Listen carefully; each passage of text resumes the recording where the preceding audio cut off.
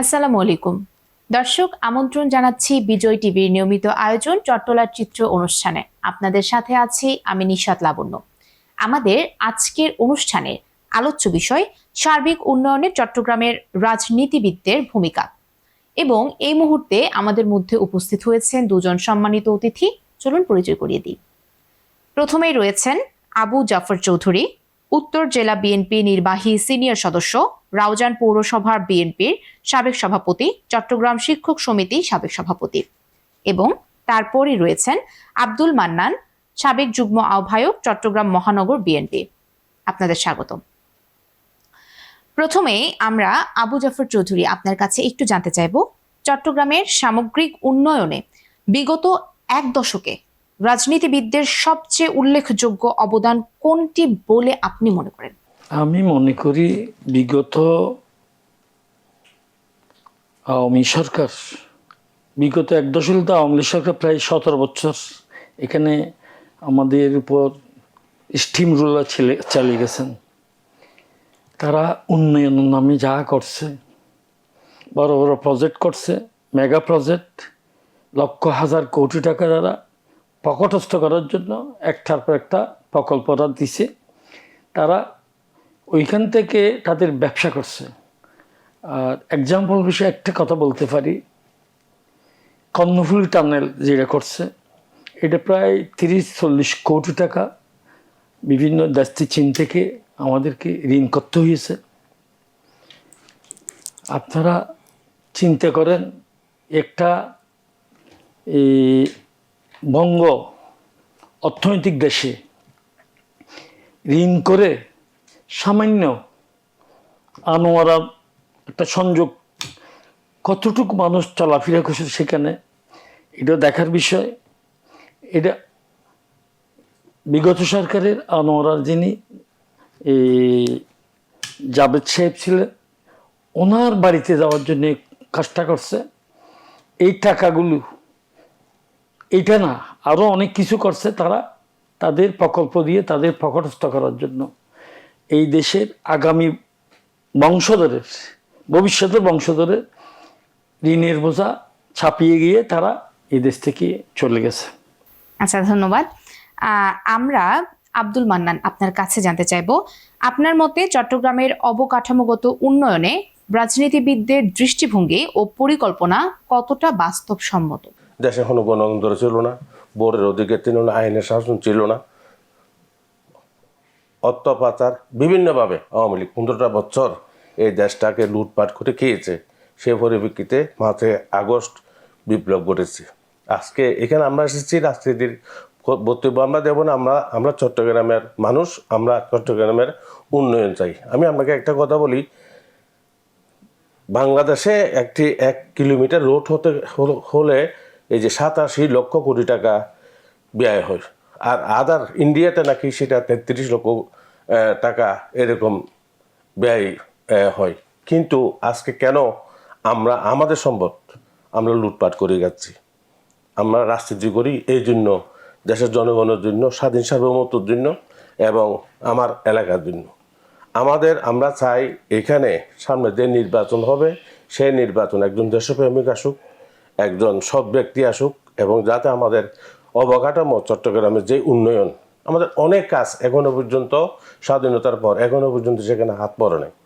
যেমন 1991, 2001 সাবেক মন্ত্রী বীর মুক্তিযোদ্ধা আব্দুল্লাহ নোমান, উনি যখন মন্ত্রী ছিল আমরা দৃশ্যমান এখানে কিছু কাজ আমরা দেখেছি। এটা হলো, আচ্ছা, আপনি একটু আগে যেটা বলছিলেন যে ফ্যাসিস্ট গভর্নমেন্টের সময় রাজনীতিবিদদের দৃষ্টিভঙ্গি নিয়ে আপনি একটি কথা বলছিলেন।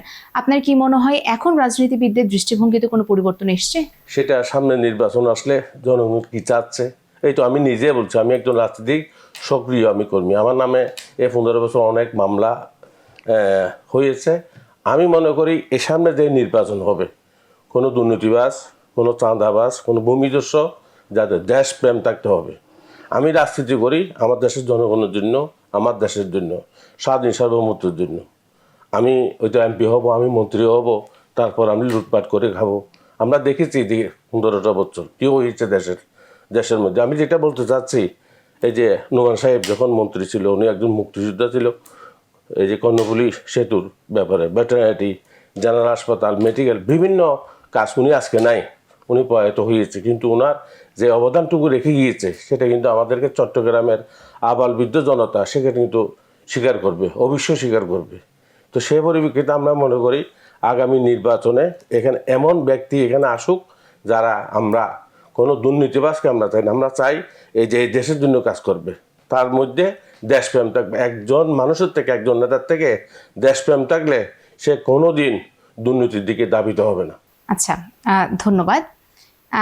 আমরা আবু জাফর চৌধুরী আপনার কাছে জানতে চাইব, শিল্প ও বন্দর নগরী হিসেবে চট্টগ্রামের সম্ভাবনাকে কাজে লাগাতে রাজনীতিবিদরা কি ধরনের নীতি গ্রহণ করেছেন? আমি একটু অন্যদিকে যাই, আপনার প্রশ্নটা উত্তর দেব আমি। প্রায় 55 বছর আমাদের বাংলাদেশ স্বাধীন হয়েছে। চট্টগ্রামের কোনো দৃশ্যমান এই স্বাধীন হওয়ার পর আমরা কিছু দেখতেছি না। যেগুলো হয়েছে তারা পকেট ভারী করার জন্য করছে, এটা আমি আগে বলছি। আমাদের এইখানের জনাব ফজলুল কাদের চৌধুরী চট্টগ্রামের বিশ্ববিদ্যালয় স্থাপন করছে, প্রকৌশলী বিশ্ববিদ্যালয় স্থাপন করছে, মেরিন একাডেমি স্থাপন করছে, চিটাং মেডিকেল স্থাপন করছে, আরও অনেক অনেক করছে। এটা দৃশ্যমান। আজকে পর্যন্ত এইরকম কোনো একটা বড় প্রজেক্ট চট্টগ্রামবাসী কোনো দিন কপালে জোটে নাই। জনাব ফজলুল কাদের চৌধুরী ঘুরে গেছেন। একটা সালাউদ্দিন কাদের চৌধুরী যখন স্বাস্থ্যমন্ত্রী ছিলেন, একটা একাডেমি করছে, এই বিশাল মেডিকেলে আপনারা দেখবেন, ওগুলো সালাউদ্দিন কাদের চৌধুরী করছে। আর সালাউদ্দিন কাদের চৌধুরী ত্রাণ ও পুনর্বাসন মন্ত্রী ছিল। ওই সময় যখন টিন বিভিন্ন সাহায্য উনি যেভাবে আনতেছে চট্টগ্রামের জন্য, ওনাকে কুমিল্লা একটা জনসভায় দিছিল। ওইখানে বলতে আপনাকে ওখানে নাজেহাল করার জন্য বক্তৃতা দিছিল, আপনি চট্টগ্রামে সব ত্রাণ নিয়ে নিচ্ছেন। উনি নিশ্চুপ শুনিয়েছে। পরিশেষে উনি লাস্ট বক্তব্য প্রধান অতিথি কথা, আমি একটা কথা বলি, এই দেশ উন্নয়ন হবে এই জন্য আমার বাড়ি, আমার চট্টগ্রাম আগে আমি দেখব, আমারটা ভরার পর আপনারা যারা নেতৃত্ব দেন আপনাদেরটা আপনারা করার পর এটা স্বয়ংসম্পূর্ণ বাংলাদেশ। আচ্ছা, আমরা একটু একটা বিরতিতে যাব। দর্শক, অনুষ্ঠানের এই পর্যায়ে আমরা নিয়ে নিচ্ছি ছোট্ট একটি বিরতি, সাথেই থাকুন।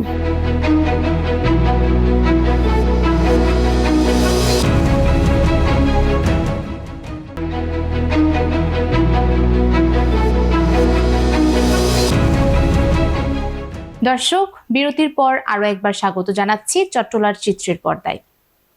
আমরা আবু জাফর চৌধুরী আপনার কাছে ছিলাম এবং আপনি যেটা বলছিলেন যে শিল্প ও বন্দর নগরী হিসেবে চট্টগ্রামের সম্ভাবনাকে কাজে লাগাতে রাজনীতিবিদদের কি ধরনের নীতি গ্রহণ করছেন, এটা নিয়ে আপনি একটি আলোচনা করছিলেন। আপনি যদি আবার ওখান থেকে বলেন। সত্যিকারের দেশপ্রেম থাকলে এটা সুদূর প্রসারী প্ল্যান। আর শিল্পনগরী বাংলাদেশের অর্থকরী ফসল এখান থেকেই যায়। বিভিন্ন গার্মেন্টস এবং সমুদ্র বন্দর এবং বিভিন্ন স্থাপনা, এগুলো যদি পরিকল্পিতভাবে এটা সম্মিলিতভাবে রাজনীতিবিদেরা একটা সুন্দরভাবে চিন্তাভাবনা করলে, যেমন ইউনূস সাহেব একটা কথা বলছে, কতগুলো ডিটেলস উনি বক্তব্য রাখছেন। এই বন্দরকে যদি আমরা সাঁচাইয়ে এই বিভিন্নভাবে উন্নত করতে পারি, আমি ডিটেল বলবো না, সময় নাই। আমরা এইখানে না, সমস্ত বাংলাদেশ না, পৃথিবীতে আমরা সমাদৃত হব। অর্থকরী ফসল আমরা আমরা সাফল্য অর্জন করব। এবং সেই আশা রাখি আগামী যেভাবে নির্বাচন, আমার নেতা যিনি দেশনায়ক জনাব তারেক রহমান, একদিন বিভিন্ন কথা, আজকে 2-3 মাস ধরে অনেক কথা চলছিল, কত আন্দোলন হওয়ার সম্ভাবনা ছিল, বিভিন্ন দলে বিভিন্ন কথা বলছিল। উনি যে সিদ্ধান্ত দিছে কঠোরভাবে, স্টিল সেখানে থেকে গেছে। উনি যেভাবে এই চাইছে, পৃথিবী দেখছে আমাদের শ্রদ্ধেয় স্যার ডক্টর ইউনূস সাহেবের সাথে বৈঠকে গত পরশু লন্ডনে। সব যেমন আমার নেত্রী বেগম খালেদা জিয়া যখন বাড়াবাড়ি হচ্ছে, উনি বলছে ইউনূস সাহেবের সাথে কথা কম বলবা, উনি যে ডিরেকশন দিচ্ছে সেই সুবাদে সবাই চুপ চুপ থাকার পরিপ্রেক্ষিতে ওই বৈঠকটা খুব সুন্দরভাবে হয়েছে। আমরা দেখছি আমাদের দেশনায়ক তারেক রহমান বাংলাদেশ তথা পৃথিবীতে একটা ব্যক্তিত্ব সম্পন্ন পশুই প্রমাণিত হয়েছে। তারেক রহমান একজন সুদূর প্রসারী, খুব চিন্তাশীল ব্যক্তি। ভবিষ্যতে যদি বাংলাদেশে আমাদের দল জাতীয়তাবাদী শক্তি আসে, ইনশাল্লাহ এদেশের জনগণের কাছে আমরা যাব। গত পরশু উনি একটা বয়স দিছে, আমি দলের নেতাদেরকে, আমি দলের স্বার্থের জন্য অনেক নেতাকে ত্যাগ করব, এইটাই বলছে। আর সেকেন্ডলি উনি কঠোর হবে, যেহেতু বিগত আওয়ামী লীগ সরকারে যাহা করে গেছেন, এইটা আমরা ঠেরে ঠেরে গিয়ে, আমি 16 বছর বাড়িতে যেতে পারিনি রাউজানে, আমার বাড়ি রাউজান। অত্যাচার, তাদের অত্যাচার, আমার ভাই মনন সাহেব বলছেন অনেক অত্যাচার আমরা সহ্য করেছি, এখন আমরা স্বাধীন। আমার রাউজান এমন, রাউজান তো বলছে, আপনারা শুনছেন, তিলোত্তমা করে নিছে, কিন্তু সত্যকারের ওই যেগুলো সব বড় বড় রোড, এগুলো করছে মুসলিম চৌধুরী বলে নামে একজন, ওই যিনি গিয়েছিল অর্থ মন্ত্রণালয় ছিল, বিভিন্ন মন্ত্রণালয় ছিল, উনি ওইখানে রৌজনের বড় বড় পাথরগুলো দিয়েছে। ওইগুলি উনি নিজের সাথে আমি করছি বলে বলছে, উনি করে নাই। আর আমি দেখলাম রৌজন, এখন আমি অবস্থান করি রৌজন এবং রৌজন পৌরসভায়, বিভিন্ন প্রজেক্ট দেখি, রাস্তাঘাট, কোনো রাস্তাঘাট নেই এখানে, এন্টার এরিয়ায়, বিভিন্ন এলাকায়, গ্রামে গঞ্জে। ইনশাল্লাহ আমরা গিয়াসউদ্দিন কাদের চৌধুরীর নেতৃত্বে আমরা প্রায় রিসেন্টলি 300 কোটি টাকার একটা প্রজেক্ট করছি, অনেক কাজ চলমান। হচ্ছে করার চেষ্টা করছি। এগুলো তো আমরা একটা পারবো না, ক্ষমতা আমরা নাই। আমাদের ব্যবহার দিয়ে, সুন্দর কথা দিয়ে, কনভিন্স করে প্রশাসনকে আমরা কাজগুলি করতেছি। কাজগুলি হচ্ছে আমার সম্ভব 15 বছর লাস্টিং করবে এই কাজটা।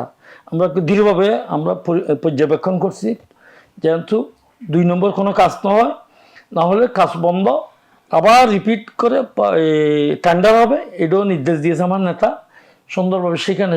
আর ছানাবাস আছে, আমরা এখন যারা করে এটা gap team area, Awami League থেকে যারা ছিল, রাজনের একটা বদনামি ছিল, আপনারা শুনছেন। গ্যাপ টিমারে তারা তো 3-4-5 মাস কিছু করে নাই, তারা স্থিতিশীল হয়ে আমাদের কতগুলো চরিত্রহীন ছেলে আছে তাদের সাথে কিছু টাকা পয়সা দিয়ে মিলিয়ে কিছু কাজ করতে, এগুলো আমরা দমাইয়ে ফেলছি। ইনশাল্লাহ গিয়াসউদ্দিন কাদের চৌধুরীর নেতৃত্বে এখানে সুশৃঙ্খল রাউজান একটা আমরা শান্তির নগরী পাবো, এবং উন্নয়নের একটা ধারাবাহিকতা আমরা করতে যাচ্ছি ইনশাল্লাহ। ধন্যবাদ। আচ্ছা, ধন্যবাদ। আমরা জনাব আব্দুল মান্নানের কাছে জানতে চাইব যে বেসরকারি খাত ও বিনিয়োগ আকর্ষণে রাজনীতিকরা কি ধরনের ভূমিকা রাখছেন? আসলে এই যে একটু আগে আপনি বলছেন যে এই যে আমাদের চট্টগ্রামের শিল্পর বিষয়টা, আমি বন্দর হলো চট্টগ্রামে, বাংলাদেশের মধ্যে এই যে মনে করেন যে বন্দরটা চট্টগ্রামে, সেটা কিন্তু অন্য কোনো দেশে নেই, খুলনা ওদিক দিয়ে আছে।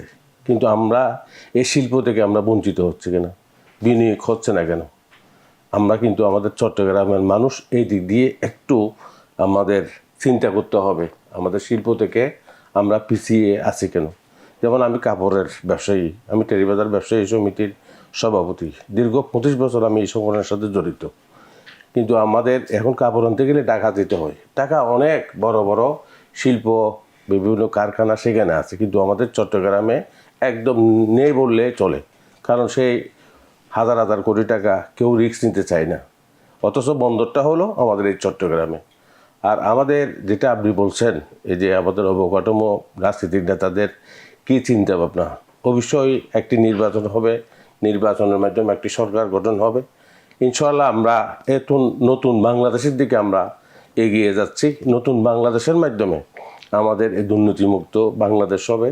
এখানে যেই নেতা হোক, যেই মন্ত্রী হোক, এমপি হোক, এখানে কিন্তু দুর্নীতি করার কোনো সুযোগ পাবে না। আমরা এবং জনগণকে সর্বাধিক প্রাধান্য দেওয়া হবে। জনগণ অবশ্যই, একটি সরকার আসলে সেটা তো জনগণেরই সরকার। জনগণের প্রদত্ত বোর্ডে একজন এমপি হবে, তার থেকে মন্ত্রী হবে, কিন্তু আজকে আমরা জনগণ সেটা থেকে আমরা বঞ্চিত। দীর্ঘ 15টি বছর আমি একজন মানুষ, আমরা ভোট দিতে পারিনি, সেন্টারে যেতে পারিনি। ভোটের 1 মাস আগেই আমাদের গছরা হতো। কেন?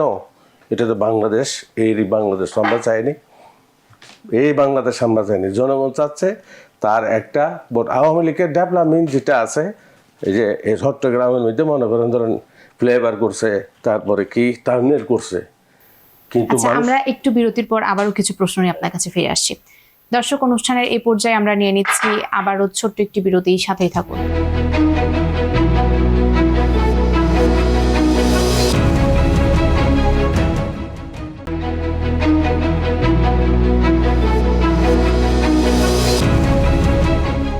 দর্শক, বিরতির পর আবারও আমন্ত্রণ জানাচ্ছি আমাদের আজকের আয়োজনে।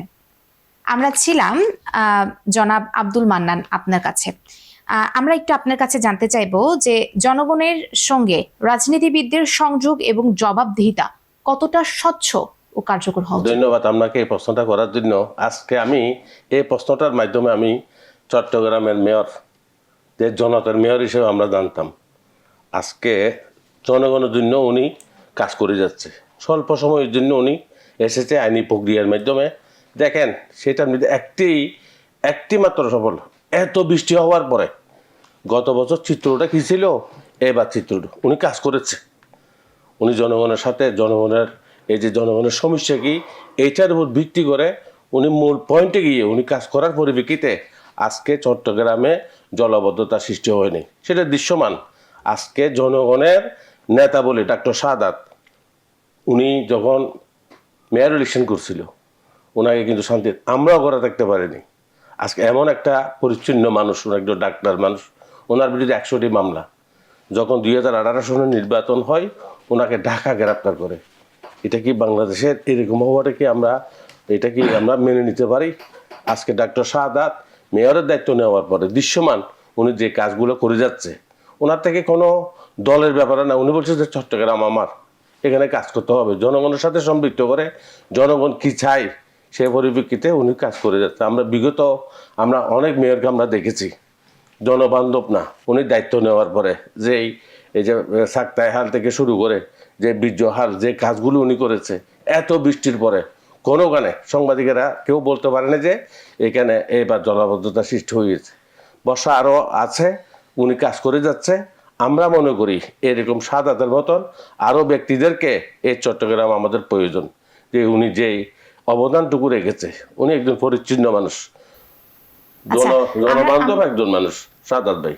আচ্ছা, আমরা কিন্তু জানি যে একটি দেশের মূল চালিকা শক্তি হচ্ছে তরুণরা।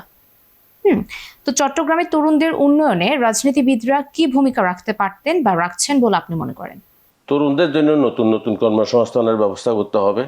আমার সেটা বুঝতে হবে। তরুণরা তো, আমি বলবো আজকে এই বিজয় স্টোরি থেকে তরুণরা তো দীর্ঘদিন তাদের ভোটাধিকার থেকে বঞ্চিত ছিল। ইনশাআল্লাহ সামনে যে নির্বাচনটা হবে, অনেক কঠিন একটা ইলেকশন হবে, তরুণরা তাদের সরকার গঠনের মূল তারা ভূমিকা রাখবে। এবং তরুণদের জন্য আগামী সরকার যেটা হবে সেটা ভালো কিছু তরুণদের জন্য নিয়ে আসতেছে, সেটা আমি মনে করি। আমাদের এই যে অ্যাক্টিং চেয়ারম্যান তারেক সাহেব, উনি অনেক ডাইনামিক একজন নেতা। ওনার পরিকল্পনা আছে সামনে এই তরুণদেরকে নিয়ে আমরা কীভাবে আমরা এগিয়ে যেতে পারি, সে ব্যাপারে ওনার পরিকল্পনা উনি করে রেখেছেন। ইনশাআল্লাহ নির্বাচনের মধ্যে যদি বিএনপি ক্ষমতায় যায়, আপনারা দেখবেন তরুণদেরকে নিয়ে ভালো কিছু উনি করে যাচ্ছে। এবং আমাদের চট্টগ্রামেও এই যে তরুণ যারা নেতৃত্বের মধ্যে আসছে, তাদেরকে কিন্তু উনি নমিনেশন দেবে। ক্লিন ইমেজের পরিচ্ছন্ন মানুষদেরকে উনি কিন্তু দেখে দেখে নমিনেশন দেবে, যাদের আগে বদনামি ছিল, যারা মানুষ যাদেরকে চায় না।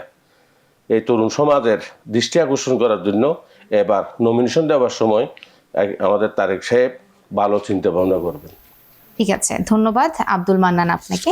আমরা আবু জাফর চৌধুরী আপনার কাছে একটু জানতে চাইবো যে আপনার মতে ভবিষ্যতে চট্টগ্রামের টেকসই উন্নয়নে রাজনীতিবিদদের সবচেয়ে জরুরি করণীয় কি হওয়া উচিত?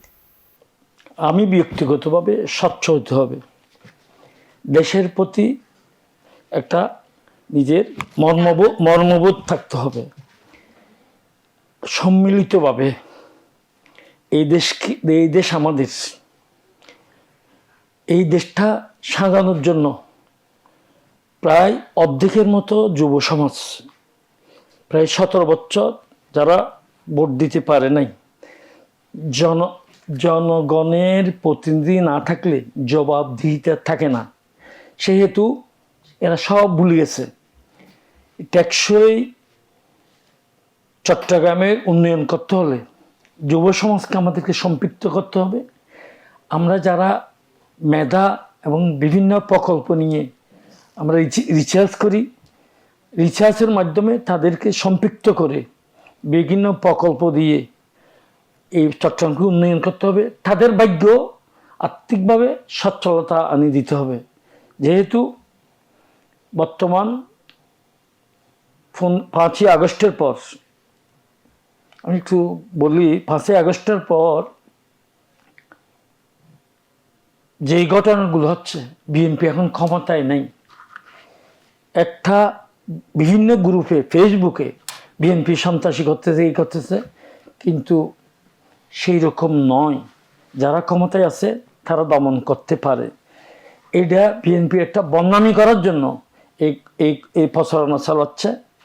কিন্তু বিএনপি, আল্লাহ রাব্বুল আলামিন যদি আমাদেরকে ক্ষমতা দেয়, জনগণের কাছে যাব, জনগণের জবাবদিহিতা করতে হবে, আবার ভোট আসবে, আবার জনগণের কাছে হবে। আমরা ভালো না করলে কোনোদিন আমাদেরকে নেক্সটে আমাদেরকে কেউ গ্রহণ করবে না। ইনশাল্লাহ আমরা পরিকল্পিতভাবে বিভিন্ন এক্সপার্ট যারা আছে এগুলি রিসার্চ করে তাদেরকে রিসার্চ সেন্টার করতে হবে, যেখানে মনিটরিং করতে হবে ঊর্ধ্বতন কর্মকর্তারা, যাদের আমাদের নেতৃত্ব উদ্যত আছে, এগুলো কীভাবে প্রসার হচ্ছে, আমাদের যুবদেরকে আমরা সম্পৃক্ত কতটুকু করতে পারছি। যুবকদের ছাড়া এই দেশ এবং চট্টগ্রাম উন্নয়নের কোনো সম্ভাবনা নাই। নেক্সটে আমার মন্নান ভাই বলছে পরিচ্ছন্ন রাজনীতিবিদ, এদেরকে আমার দলের যারা প্রধান বিবেচনা করে, বিশেষ করে যারা সৎ সুন্দর, আমার সত্য কথা বলতে গেলে আমি মনে মনে বললে সৎ হবে না, একমাত্র কথা আল্লাহকে ভয় করতে হবে আমাদেরকে।